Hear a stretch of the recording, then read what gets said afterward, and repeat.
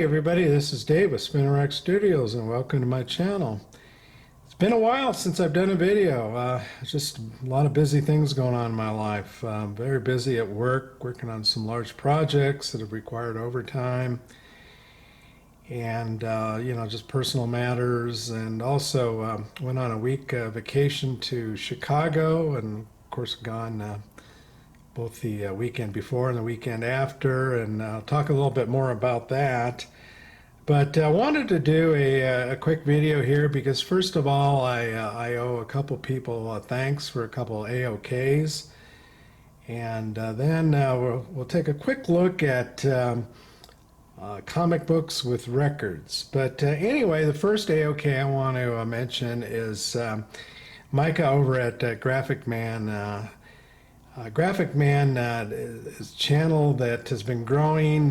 He does a weekly show called Four Color Fossils, where you have a group of some older collectors who show books, and it's a great show. If you haven't seen it, it's just going over. I'll have a link to Graphic Man's channel below, but they typically show silver and Bronze Age books, little sometimes maybe copper, and sometimes some Golden Age stuff. But now and then a couple modern comic books might show up. But for the most part, it's a show about comic books. And if you are tired of watching, the shows on hyping of comic books, investing in comic books, variant chasing, flipping comic books, what have you.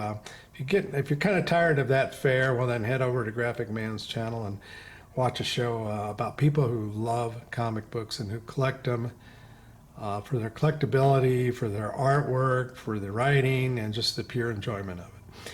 But anyway, as Graphic Man's channel name would suggest, Micah is very talented in doing graphics, and one of the things he likes to do is mock-ups of either real comic books or movie posters. And Graphic Man was kind enough to send me some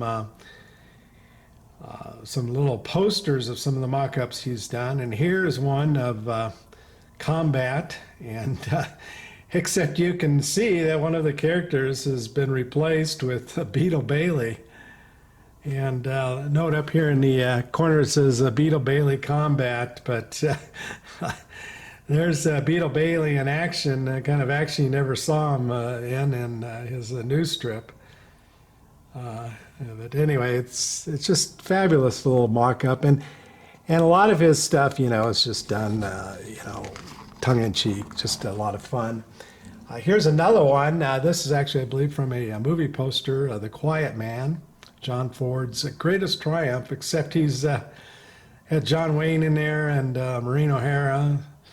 But you can see he's replaced some of the characters with some Inhumans, and obviously a joke about Black Bolt being the Quiet Man, and there he's holding, I think that's Medusa, and then some of the other Inhuman characters.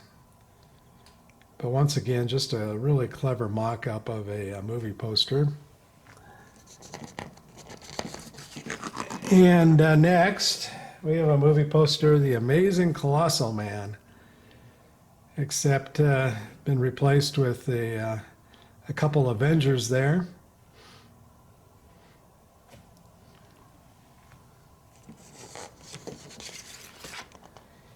And here we have the Mole People, and only fitting that Micah has done a mock-up of the Mole People movie poster with the Fantastic Four, which of course introduced the Mole Man and in an early appearance in FF. But there you've got, the Fantastic Four in their glory with the Mole Man.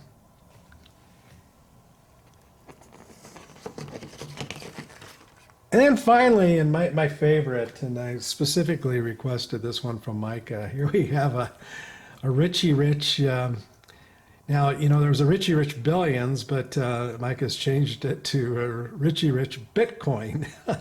And what's more is it's a mock-up of a CGC case. And look at that grade at 12.9, obviously a kind of a little prod at the grading and people chasing 9.8s and what have you. But the interesting thing about this is that Richie Rich is probably not as rich as he used to be, considering the recent cratering in value of Bitcoins.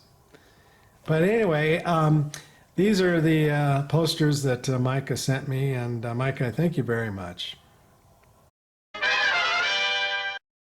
Okay, moving along. A couple weeks ago, my wife and I went to Chicago for a convention, not a comic book convention. We didn't go to C2E2. In fact, I think we were there the week before C2E2. But anyway, there's a channel by the name of Time Travel Comics, run by a gentleman by the name of Leo. And Leo has a segment in conjunction with Captain Strangelife, where they do a lunch and comics, and the two guys go out and meet and have lunch, and then they turn a camera on and show some comic books that they brought with them and talk about comics. And of course, Captain Strangelife is a long time fixture on YouTube. And when the gentlemen heard that I was going to be out in Chicago, they were very kind enough to invite me to one of their lunches. And so I did a lunch and comics segment with them, and then afterwards we went to a local comic book store and kind of hung out. But anyway, it was a lot of fun, and I'll put a link to Leo's channel, and you can check out his videos, including the recent lunch and comics that I was involved in. But Leo was kind enough. I was just flabbergasted when we got there, and he had a goodie bag for both Hans and I, and so I just kind of wanted to show some of the items that were in the bag there. And here, of course, is one of the reprints of the great EC comics. And then he included a magazine-size Weird Fantasy.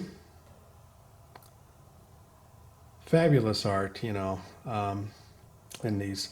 I don't own any of the original ECs, but I do have some of the reprints like this, and so this was, I like to get them out at Halloween time. I get out my horror and Halloween related comics, so this is a very nice addition to my collection. Here is another EC magazine size reprint, Weird Science Fantasy. And then finally,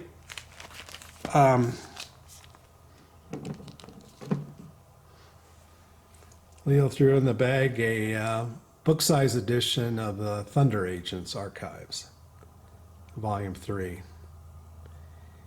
Yeah, so how surprising was that to be invited to the lunch with these guys and then get this gift bag to boot. But anyway, I want to thank the captain and Time Travel Comics for inviting me to their lunch. I had a great time. I had a great time in Chicago. The weather was beautiful out there. It was relatively cool. The humidity wasn't too bad, which is good for somebody like me who's from Colorado and just used to really dry conditions. But had a great time out there, and Hans and Leo, I thank you very much.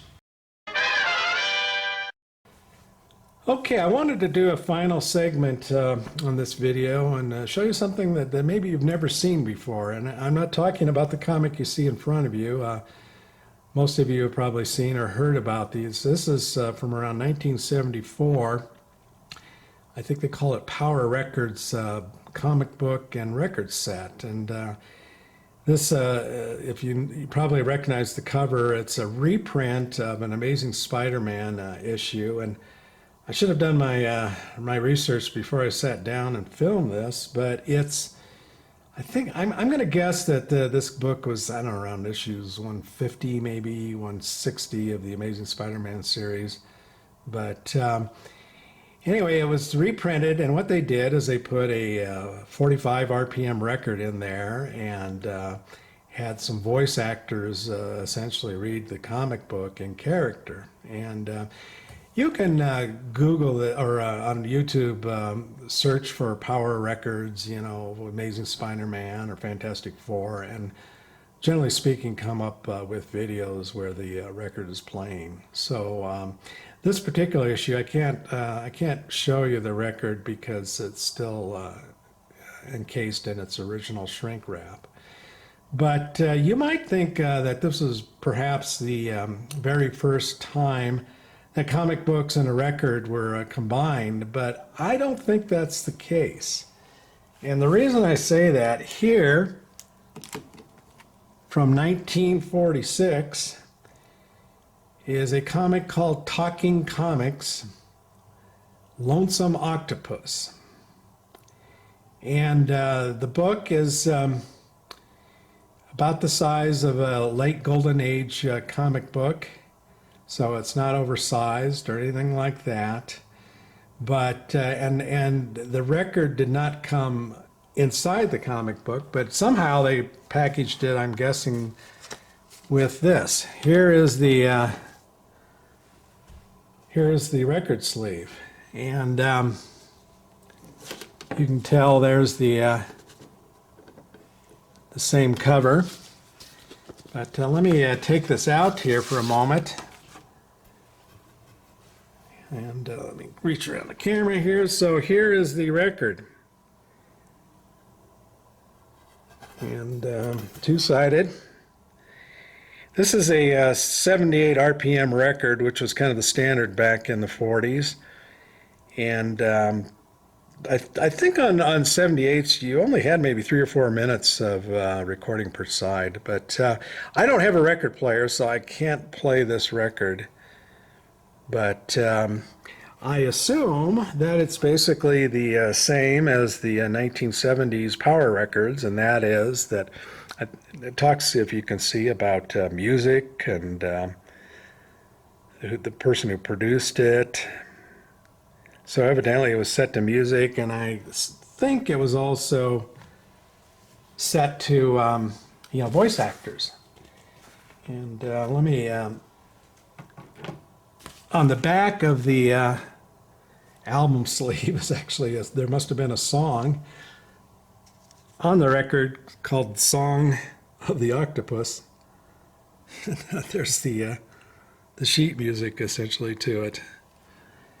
But anyway, like I said, the comic book is dated 1946. I Googled it. There's really not much information about this at all, and I couldn't find, unfortunately, any YouTube video or otherwise that played the record. But I think it's pretty clear that the power records back in the 70s were not the first to do this concept. And anyway, pretty cool cover. It's a lot of fun, I think, to have something like this. And I just ran across it on eBay and had never heard of it myself.